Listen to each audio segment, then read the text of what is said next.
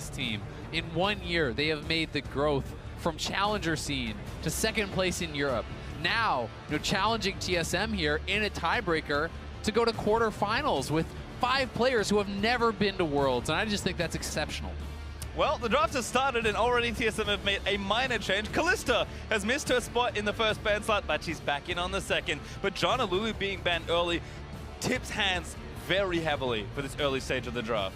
You have to think that Misfits probably don't want to give over Rakan again to Biofrost, who has been very, very effective on it. So the question does TSM ban it away, or are they happy to actually play into that, perhaps give it as a first pick? There's a lot of options, and kind of the thought process here has to really be looked at a couple steps ahead. I am curious to see where Ignar wants to go for Misfits as well. Rakan is definitely something that should be banned from TSM. Wasn't sure if they were going to throw the gauntlet and say try your best. I feel like Rakan with Lulu Jana gone just gives too much to a team. Well, we'll see if Misfits change it up again and stick with something like the Blitzcrank Alder Thresh and kind of buck the trend of Ardent Sensor, at least for this game. And that's a really interesting point because, if you're banning away a lot of these Ardent Sensor supports, Misfits has already shown that they are comfortable to play around this style, and they are perhaps trying to preempt what TSM was maybe going to do. Taking away the Taric, it is an Ardent Sensor support. It's something that Biofrost is comfortable playing.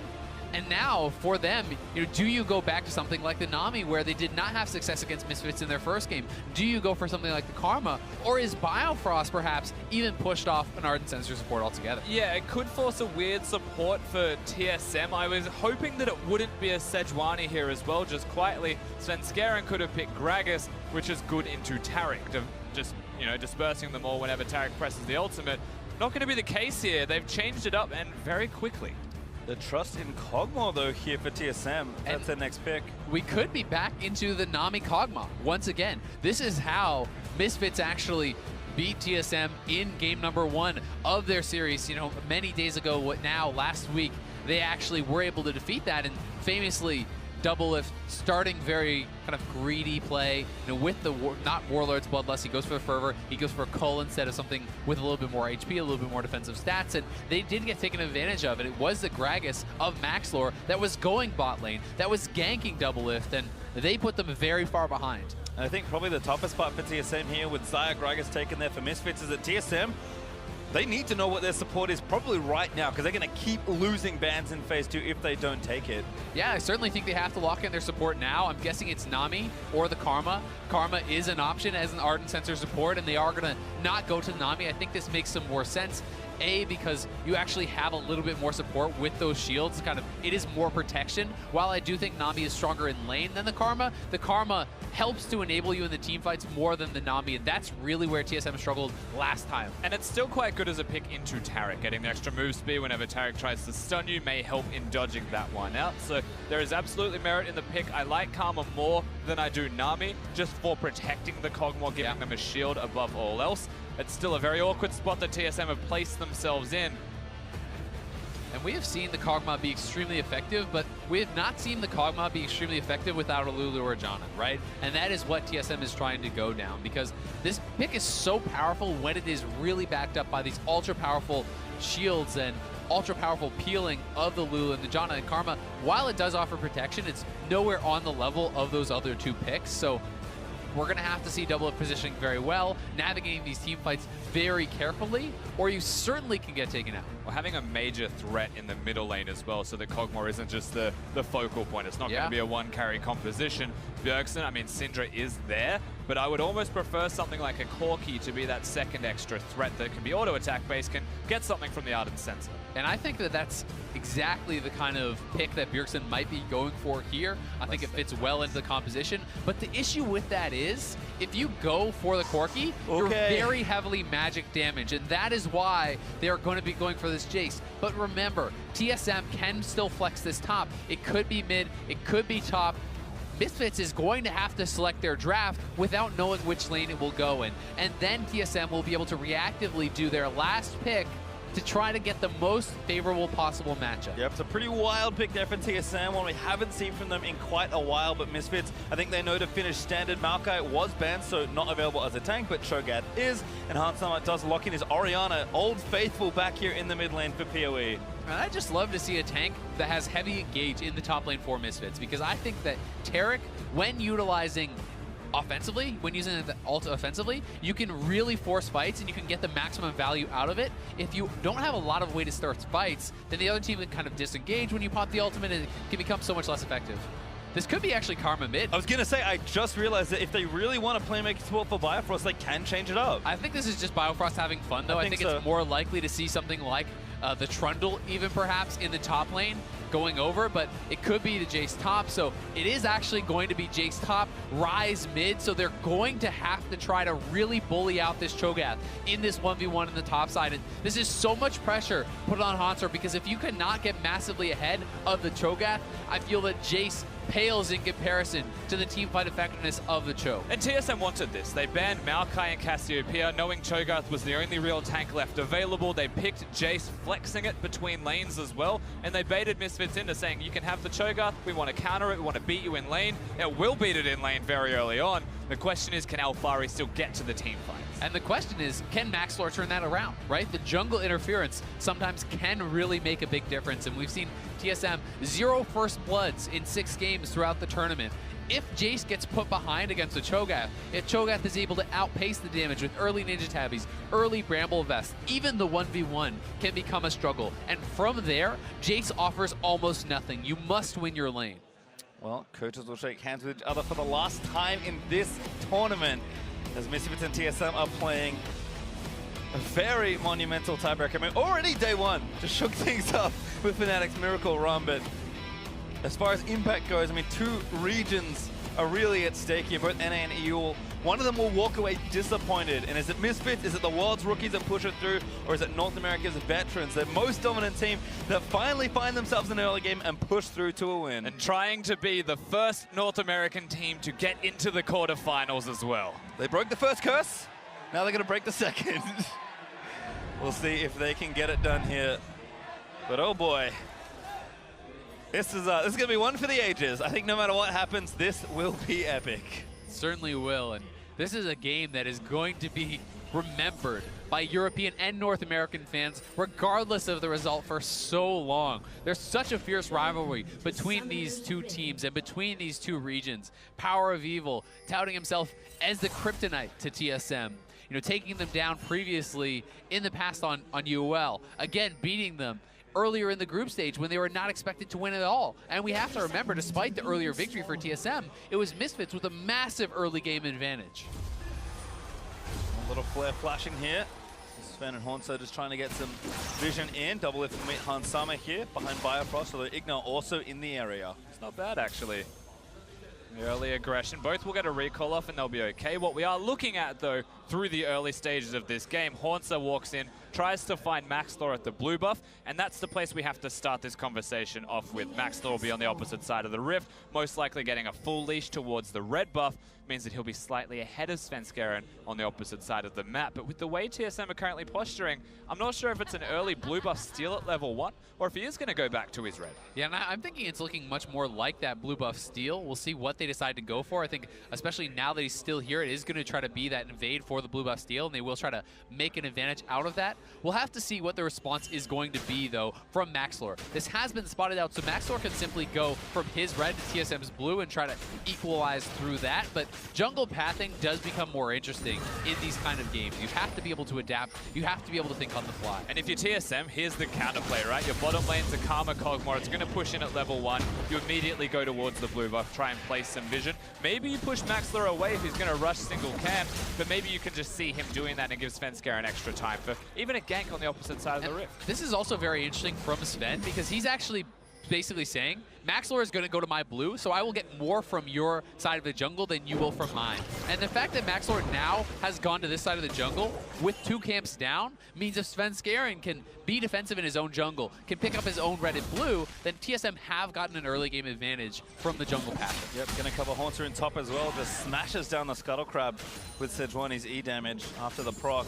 And you can see Haunter trying to zone Alphari off the wave. This is a rough time for Cho. It certainly is, and I'd also take a little bit of time to talk about the item and mastery choices from Doublelift in the bot lane. He received a lot of criticism for the fact that he started Cull, for the fact that he went Fervor instead of Warlords, this very aggressive style, very greedy style, many called it. He is Warlords, he is Relic Shields, so this is more defensive. But Hunter going to be getting ganked here. Hits, Maxwell here ready to go, going to try and power slam out of the way, but doesn't quite get enough distance. Knocks Maxwell back in Haunter. I think at this rate he just knows he's dead. No, a late flash might save him, dodges the Rupture and gets out. Good from Haunter to use his melee form first. Close distance, knock Maxlor away out of the targets as well. It was level 3 on the Gragas, opposed to 2 on the Cho'Gath. Uses that and holds the flash for as long as he possibly can. Certainly patient play there from Haunter, but even just that helps to equalize the lane so much. This is not an impressive buy from Haunter. He comes back with a longsword. He did well to survive the matchup, but now he has to be in this situation where he's a bit scared. He's worried about repeat ganks, and again, you want to be smashing this lane. You don't want to be farming passively. You don't want to be worried about where the jungler is. Well, benefit here is that it looks like Maxwell's about to get 3-buffed by Svenskeren, who did full clear his red side and is now onto this blue.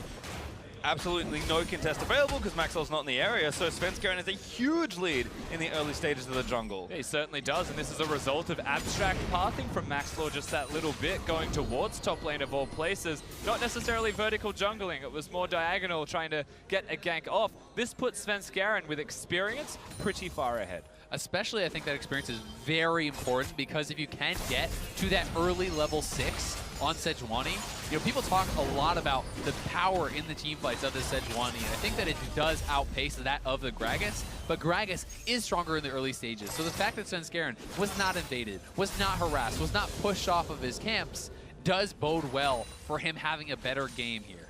Well, you can see Bjergsen farming up in the mid lane, already gone back for the early tier. Power Reaver's also done a similar thing with that early lost chapter, so looks like things are going just fine so far. The free's really nice from Bjergsen though. The fact that he's actually able to hold those minions will mean he denies a few CS, a little bit of experience at least there in the mid lane from Power of Evil on that Orion.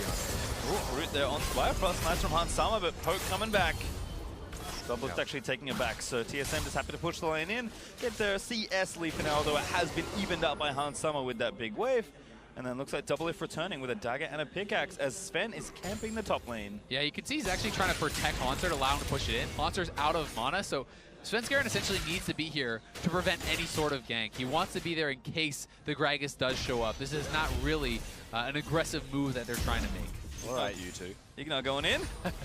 Bifrost going to last hit a couple minions. Once Doublelift still returns. Misfits though will take it back. Yeah, maybe TSM can see it though with the ward there, and Sven going to retake control of the left side Scuttle Crab. And a fairly steady early game, barring the one gank that happens in the top lane. Svenskeren doesn't do anything crazy. He just helps Haunter get a recall whenever he's able to get a recall. That's surprisingly good from Alphari, but now Svenskeren's going to come back. And they won't expect the Sejuani to be here. He's expecting Haunter to go back to base. Again, though, I don't really know if you can actually kill Alphari. He has his flash, is still low mana Jace. They are going to try to do something, and Bjergsen is coming up here as well. Alphari hits 6, so this could be bad news. Realm Warp up for Power of Evil, but Sven doing a lot of damage to Alphari. It's actually Bjergsen, excuse me. He's on the rise, but not enough. They do get a flash, though. Still a nice roam there from Bjergsen. The wave was pushed up, so he's not really losing anything. They reset the wave. They get a summoner. And I would say mission accomplished there for TSM. Absolutely, and of course, Alphari hadn't shopped yet. So just being on a Doran's shield means he is susceptible to dying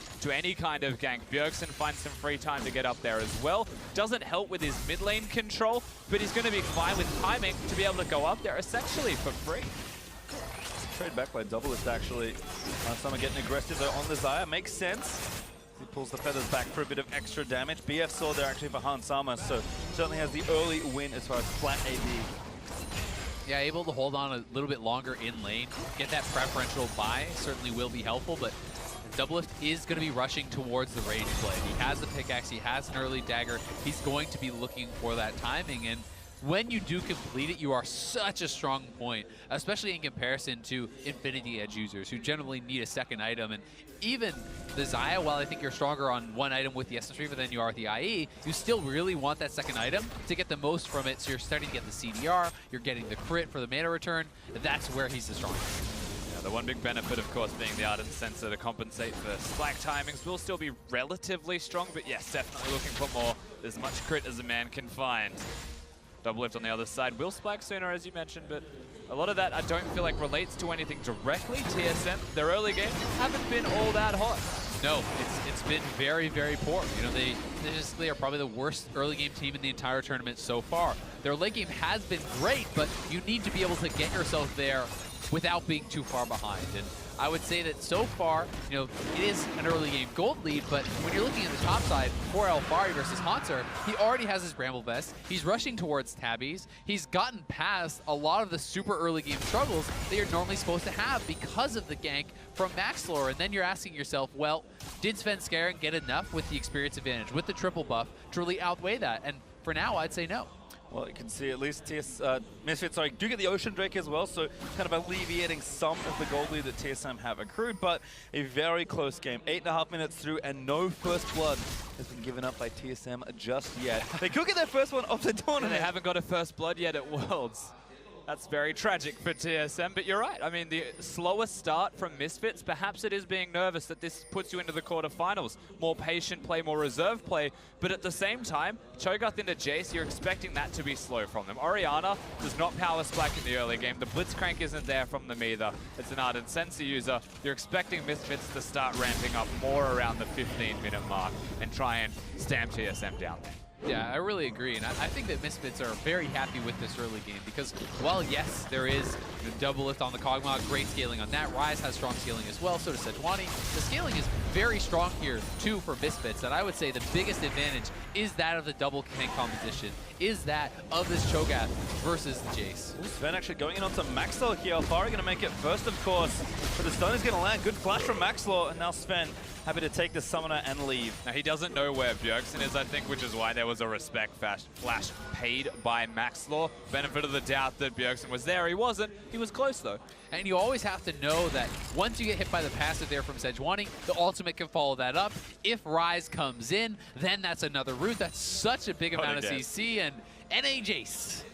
NA Jace has not been great. 1-5. Flame picked up a win this tournament on Immortals. Yes, the one was a Korean.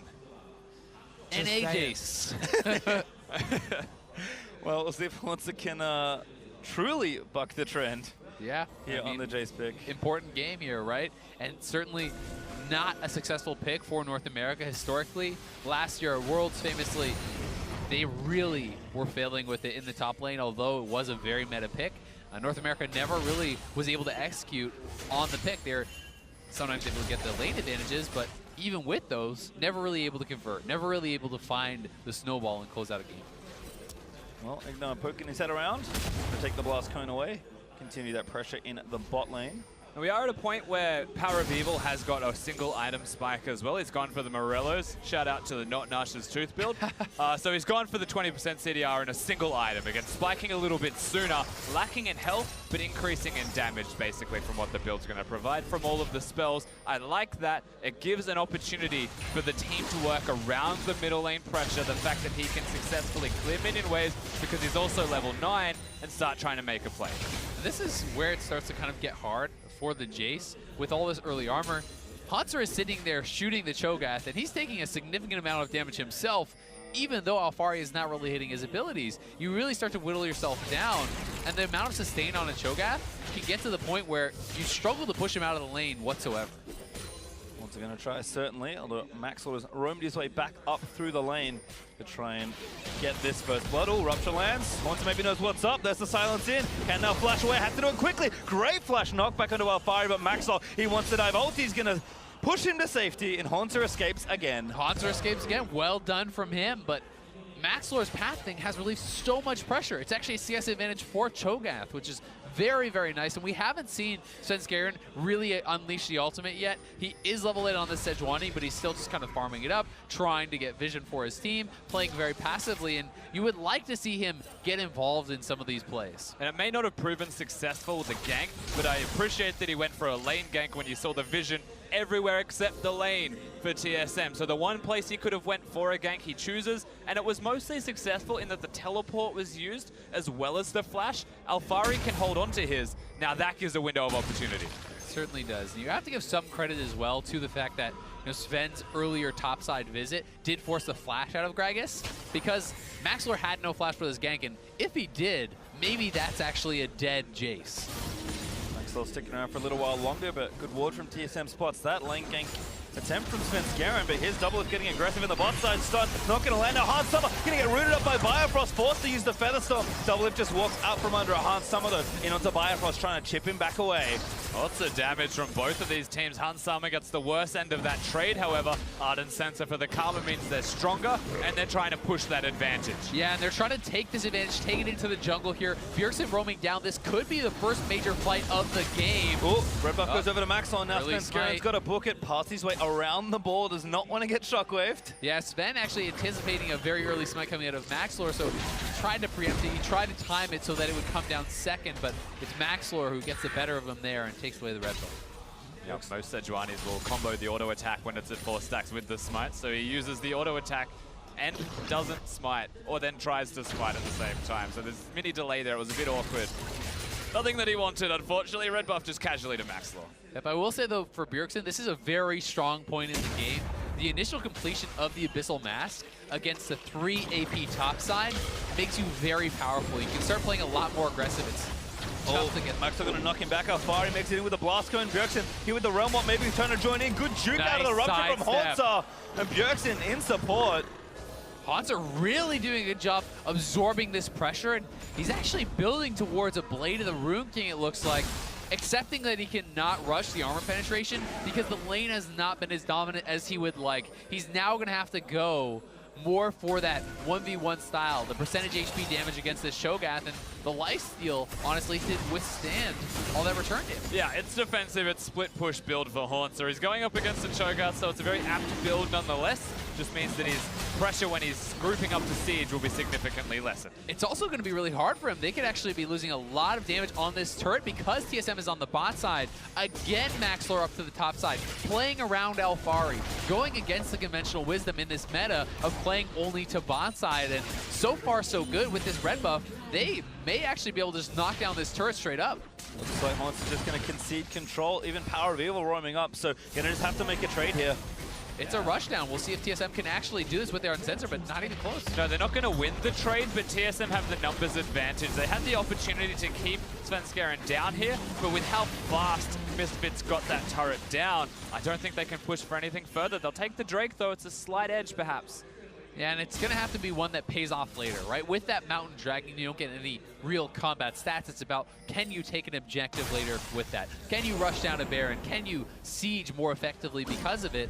And to their credit, in the split push, if Jace is going to be building something like a Blade of the Rune, Black Cleaver split push style build, that will help him when he pushes up to those turrets. But definitely not the early game that Haunter wanted, although I will say Double Lift is at a really strong point. It does also mean if they group up with Haunter around an objective like a Baron, they will take that down incredibly quickly as Bjergsen. Yeah, he knows the shockwave's coming, flashes it.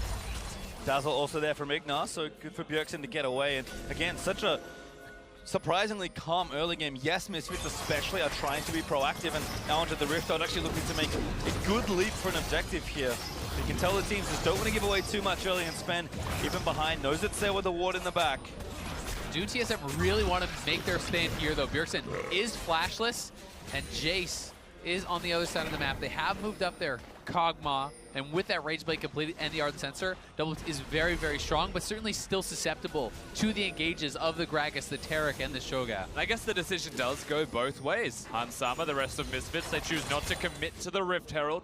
And you mentioned how strong Kog'Maw is. Well, it might be an Essence Reaver for Hansama, just needs the Zeal perhaps to start optimizing more as Haunter. Oh, good knockback again. Haunter already used the flash, so has to try and maybe clear it away, but Feast is going to give Alfari first blood.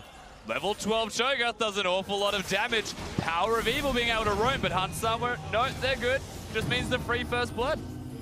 Yeah, they get the first blood. TSM looking to try to push up on the top side, but all this attention Haunter's way has really limited his effectiveness. And now they stop the base from Bjergsen, and they're actually looking to try to catch him out. Get the Taric stun land. Whoops, out of the way. Between Bjergsen there to just barely dodge the dazzle. But again, turret bot side goes down. I guess Maxwell thought he was Season 1 Gragas in that case, was trying to one-hit Bjergsen. Doesn't work as planned. Means if Bjergsen doesn't have his ult, however, as they go back to the Herald. Continued pressure, perhaps. This might be an overstay. Power of Evil could be caught out. He is going to get stunned up by Sven, but no one's going to chase down now. Forcing the flash out of the Sejuani. Alfari does teleport in, and TSM, they're happy with that. Yeah, they do lose the Rift Herald, though. They get the teleport, and they're trying to pressure mid. Misfits wants the base, so we'll see if TSM can actually push up and get anything done here. Doesn't look like it, though. Power of Evil looks for Sven, finds a shockwave, but just a bit of poke damage there. TSM, though, they've already pulled off the mid-siege, so turret advantage will stay for Misfits. There's a lot of emphasis from Power of Evil on using his shockwave just freely to do damage, not to secure the kills in any clutch moment. He knows that the fight had just ended and that there wasn't anything that was going to happen after. The wave was already clear. So he takes a crazy option and just throwing it out. Speaking of bottom lane, guys. Haunter again. Alfari's looking to chase him down. Bilgewater not bad. Rupture is just barely going to tag him. Team's coming down, but I don't think it's enough for TSM. Maxwell, flat body slam, just going to try and take him down. Alfari with the ult, he gets a second stack. This plan for Misfits is really working out well. Haunter is going to have so much trouble finding any sort of effectiveness in this game where Cho'Gath can simply go to the team fights, can take over in that aspect and really be a threat onto everyone from TSM. I mean, Haunter's a bunch of gold away from being relevant even in a split push right now. He's currently staring down Alfari, who has a bunch of armor, and now 2 kills with 2 feast stacks on top of that. He's not dying anytime soon in a 1v1. Honestly, at this point, I don't think he's ever going to be under threat in the 1v1. I feel like with enough armor stacking and enough feast stacks, Alfari at the very least is going to be able to hold even, going to be able to wave clear. And Haunter really having a tough time through all this focus, unable to escape there. Not much he really could have done, but you have to wonder, is he getting frustrated, pushing up that far without the vision, not really knowing where the other team is? Well, saw this already from TSM. Doublelift was very far behind in his early game, and the rest of his team was able to pick him back up. The Misfits are also a team that does well with a lead, and they've managed to build one in probably the most unlikely place. Yeah, definitely a place that you don't want that lead to be if you're TSM on the flip side as well, though. Jace being potentially irrelevant in that side lane means he may have to start grouping, and then you're grouping against that Cho'Gath. It's the teleport game right now, though, if we're contrasting top laners, where Haunter has the slight edge, and it means there's a window of opportunity for TSM. Not a big opportunity by any means, but a chance to make a play. And honestly, at this point, you're almost just hoping that Haunter can keep Alfari in a side lane. And if you can have a 4v4 team fight, I think that would be a better chance for TSM right now, because if you get into a full-on 5v5 with the Taric ultimate used offensively, with Shockwave to follow up any sort of initiations onto Doublelift, I really feel that they will struggle to actually punch through the front line of the Gragas and of this Cho'Gath. And the struggle is only increasing as well. TSM just lost another turret. Power of Evil's almost effectively solo pressure through the course of the laning phase does net them the outer turret there. And the vision that Misfits have right now is around 2 different major objectives. They have vision at Baron, they have vision at the Drake. That's kind of absurd. There is nothing TSM can do on Summoner's Rift without phoning into Misfits saying, hey, by the way, we're going to the Baron pit. We also have to remember, Misfits still have a Rift Herald available for the next minute or so they can look to actually pressure and try to crack one of these inner turrets. And I think, again, going back to the scene of the crime here, trying to focus Haunter, trying to set up a dive on him when they're so tanky, and then utilize that Rift Herald to knock down the bot tier 2. Well, it's been summoned. So Rift Herald is going to get some damage done here. Alfari actually pushing Haunter off. I mean, at this point, Haunter, you can see Maxwell hitting that controller. He knows that the jungler is here. His team, again, very late to move over. Bifrost is available, but don't really think they can chase it down. TSM now finally trying to respond, but Misfits' vision that you pointed out earlier, Rusty, is making that almost impossible. This is why you don't give Heralds to Hans Sama. You give them to Maxwell. He'll make the plays. He'll actually summon the Herald. They do get a tower with it, which is very important. It's one of the few inners that will be able to safely go down without any kind of fight, any kind of contesting, and at the same time, easy transition for another stack for Alfari. Yeah, and he is going to be stacking up very, very quickly. Going to be such a threat. Already 7 stacks at 21 minutes here on the Cho'Gath, and a number of those are the non-minion stacks, which is so important because he can pick up at least 3 or so more just from minions, which is going to have a Cho'Gath sitting at 10 stacks, and that's such a massive threat in any team fight. So it's going to be a game where TSM has to have a fantastic performance out of Doublelift, I feel like. It really seems that Kog'Maw is the only character who's going to be able to put out enough damage to actually punch through these carries. But is Doublelift set up to be the hero that TSM and North America need? He's got just the Karma protecting him. It's not a full shield, the Doublelift composition, and he's against the Cho'Gath that is that big. Shockwave, very relevant.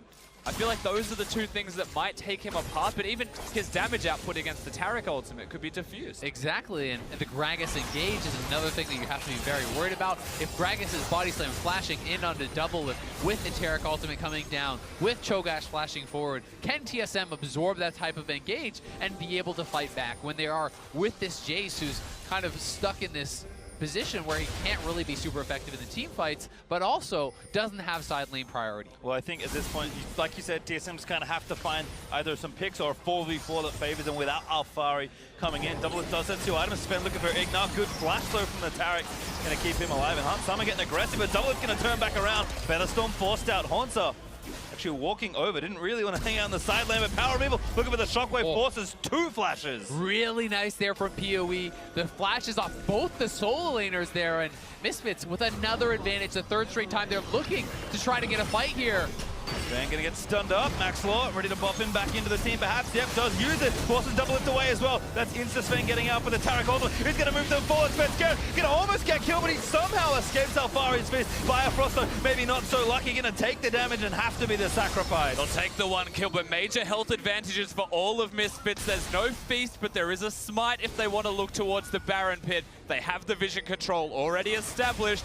TSM with no support. Yeah, without even the protection of the Karma for this Kog'Maw. Doublelift is going to have to play this so incredibly well. Misfits have started up this Baron. I don't feel like TSM can afford to give it up. Pua did so much damage to Doublelift there. If he had Shock, he was probably dead. Ignar, though, out of the front lines without a fight for TSM. Getting engaged on Svenskeren. Forced to back away, but Haunter gets knocked up there. And Bjergsen just can't get out anywhere. Doublelift, little too far forward. Power of Evil takes him down. And now Haunter going to get ruptured on the other end of it. Following to the silence of Sven, trying to escape. But Power of Evil carrying his team to the double. And Hansama cleans up the 3rd. That could be the end for TSM here in this game. They're getting outscaled. They're getting run over here by Misfits. Misfits right back to the Baron. It will be a free one for them. And Doublelift unable to use the flash to dodge either Shockwave or the root coming out of Hansama. And Misfits have full control over this game.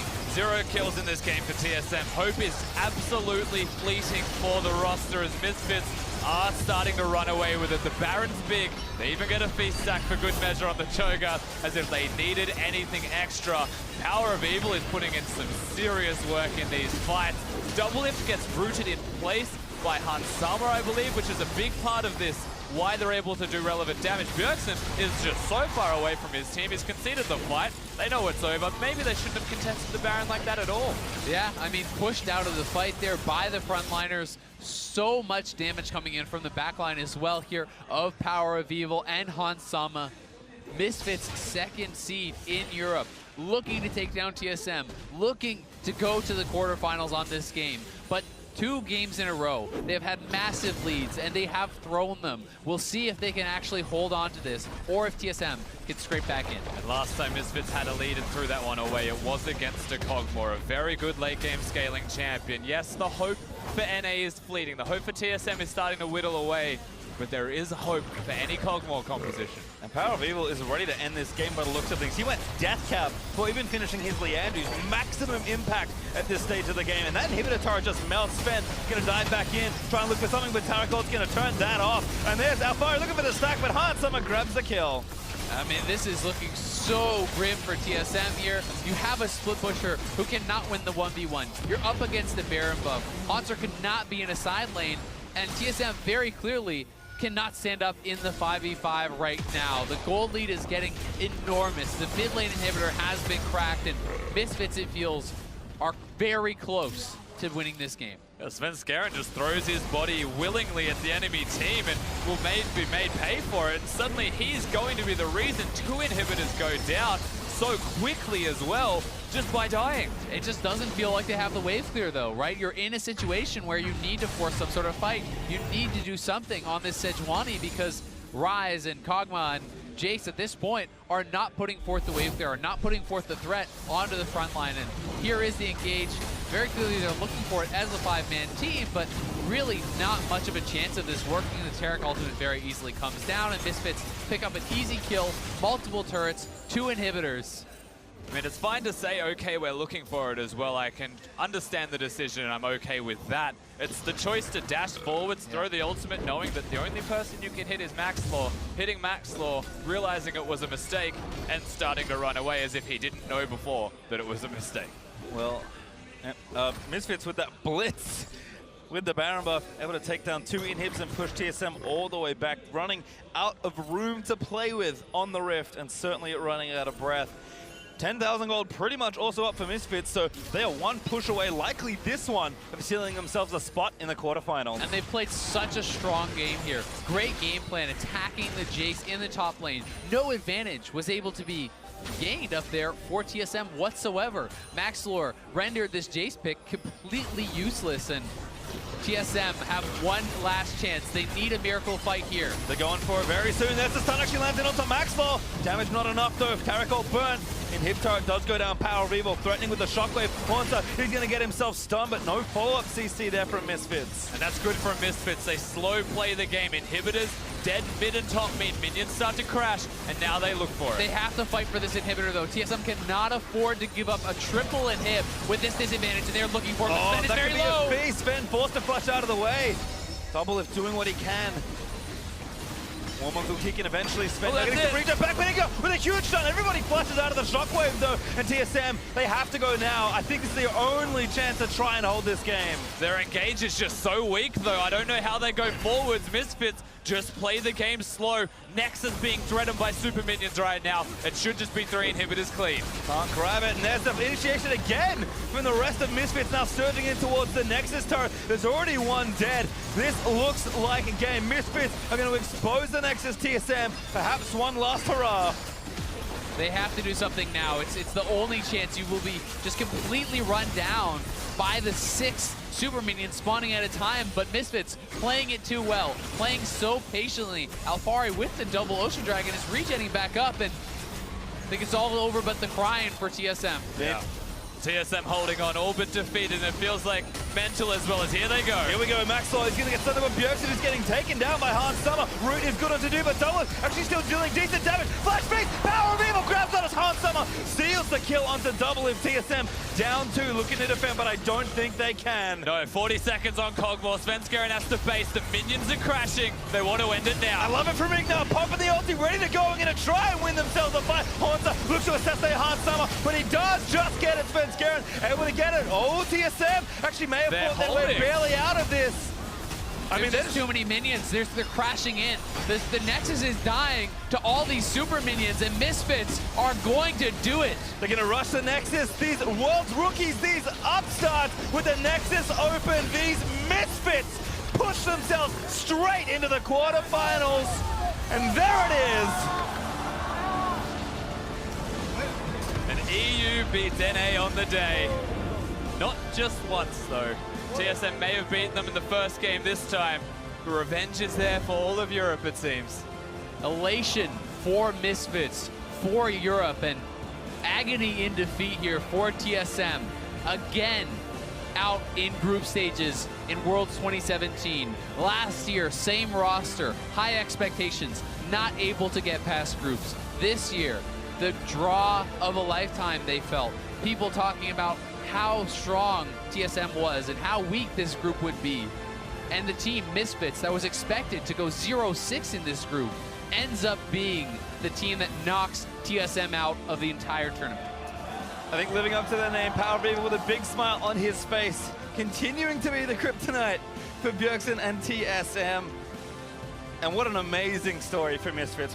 We've already joked Challenger of the Worlds was like pretty insane for a new team, but They push themselves at least one better to the quarterfinals. Yeah, House Challenger to quarterfinals. That's so impressive for this team, and they do continue to improve. And you have to say, with the early game leads that they have been able to establish, if this team is able to improve some of their game closing, if they're able to improve their later stages of the game, they can really challenge some people in the quarterfinals. They've shown some weaknesses, but they've definitely shown some strength here on the world stage. TSM, unfortunately, their weakness was too glaring, too obvious, and meant way too much for them. You can't just lose every single early game and expect to continue to scale. You have to be the best team in the world to be able to survive the early game hurdles that you have to leap over to even get to late game. Yeah, 0 first bloods in 7 attempts for TSM. Their early game never really came online, and they were never able to get going this game at all. Nearly a perfect game, it felt like, for Misfits.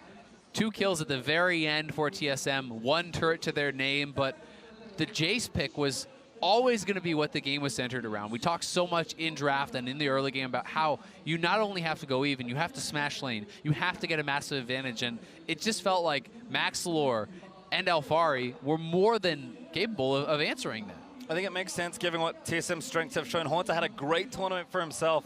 I think giving him a carry, again, you can understand the logic from TSM with the way they went in the draft, but Misfits, they outpicked them, they outthought them, and then straight up outplayed them to give themselves this quarterfinal spot. And credit where it's due to Maxlor as well for his decision-making, going to the correct area on Summoner's Rift as well, targeting the Cho'Gath lane to keep Haunter down, recognizing that NA's last hope was in that Jace pick, but NA Jace proves too strong. Yeah. NA Jace, unfortunately, not looking great. So we're going to sort ourselves up for an interview. Not just yet, but we will have something for you. I mean, again, not going to spend too long on it dwelling, but I mean, obviously for North America, this is heartbreak. Yeah, it certainly is. It's always been kind of the meme, NA at Worlds Week 2. Mortals start 2-1. They go 0-4 on the day and are eliminated. TSM end up 1-3 on the day and are also eliminated here. Cloud9, the last remaining North American team, did make quarterfinals last year. Are poised to do it as well, but it's certainly heartbreaking for these players who put all year, all this practice into it and have high expectations for themselves, and the fans have high expectations for them, and again, they're not able to meet those. Yeah, pressure certainly sucks there, and again, TSM didn't even need to be in this spot. If they had beaten Flash Wolves, they wouldn't have maybe ever played this tiebreak, or at least it could have been very different, but couldn't build enough momentum. That certainly showed in the early games, and Misfits, a team that is quickly improving on the world stage for their first time in 2 weeks.